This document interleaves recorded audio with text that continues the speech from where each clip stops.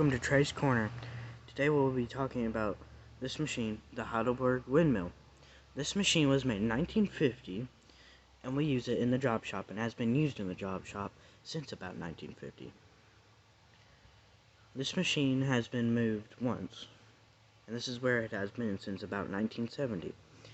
This machine is versatile. It can print words with pieces of type like these. In person, these are backwards because of how these are printed. It prints with this pieces of type. It can perforate with perf bands like these, and it can number with numbering machines like these. There are also pieces like type, except a little bit different, like these. There's all sorts of things like these. We can even do pictures with stuff like these, and those are kept in this drawer right here.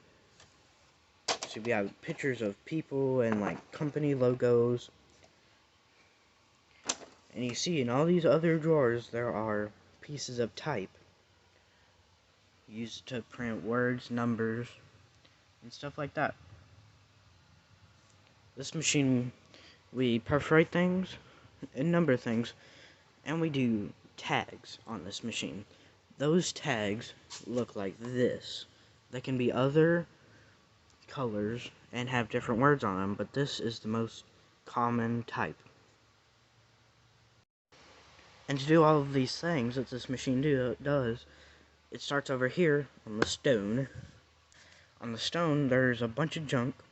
This junk are these metal spacers of a few different sizes. Over here are the wood blocks, and right here are the pieces that we use to hold everything in the chase. The chase is this. You can take it out, and that's what all the type. This is what is called letterpress, which means it's the paper directly onto the type, or the perf bands or the numbers. This machine is different from some other machines that do this because it has a flywheel that constantly is turning in order to move the press. The press isn't constantly moving because there's a clutch here that you can pull out just like that. Pulling the clutch out like this, the press will start to move. Also on the clutch handle here, you can twist it to re-engage the clutch to make the machine stop. Whenever the machine is moving, this goes back and forth right here, and this will move up to about here, and it will press the paper onto the type. There are several main controls on this press that you will want to learn about. The first, starting over here, it was already talked about, the clutch handle. Next is the trip suction button. You pull it out and it will not pick up any pieces of paper on the sucker bar here. Sucker bar has suckers that can be turned on and off by twisting these right here. You can also move the sucker bar if you loosen this, and then it can move back and forth. On the side here, you'll notice this. This controls how much the sucker bar will tilt. For thinner paper, you want it to tilt more so that way it doesn't pick up 2, 3, or even 4 sheets at once. Also over here, you will notice this. This controls how fast this stack, or this table, moves up.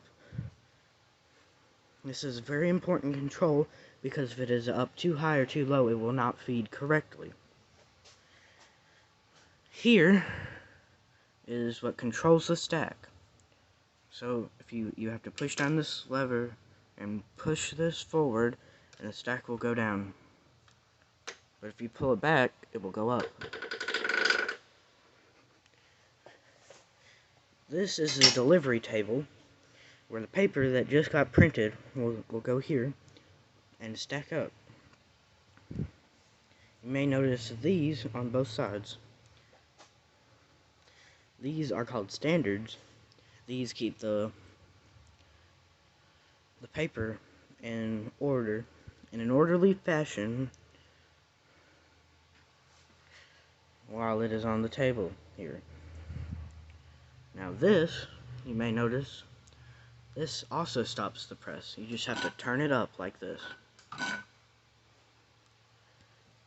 See, it will re-engage the clutch by making the clutch handle fall back into its normal position. Just like that.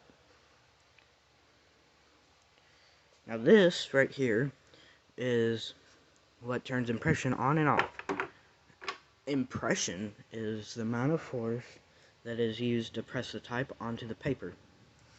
You can control exactly how much impression you want by turning this little part on this clutch handle, not the clutch handle, the impression right here.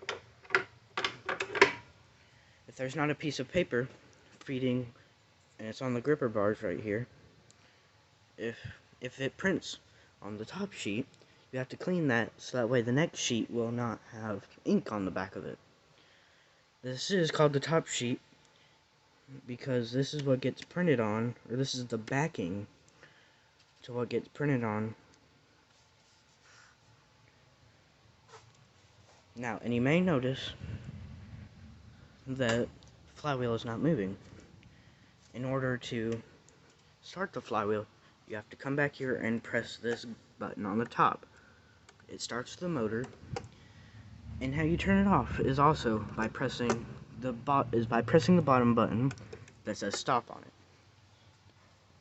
Whenever you're starting up the press and you're about to run it, you want to start it and then come over here to this handle. You want to pull it over.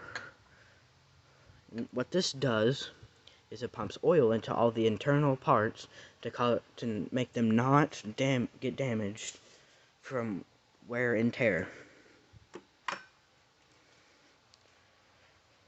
Those are most of the main controls on this press.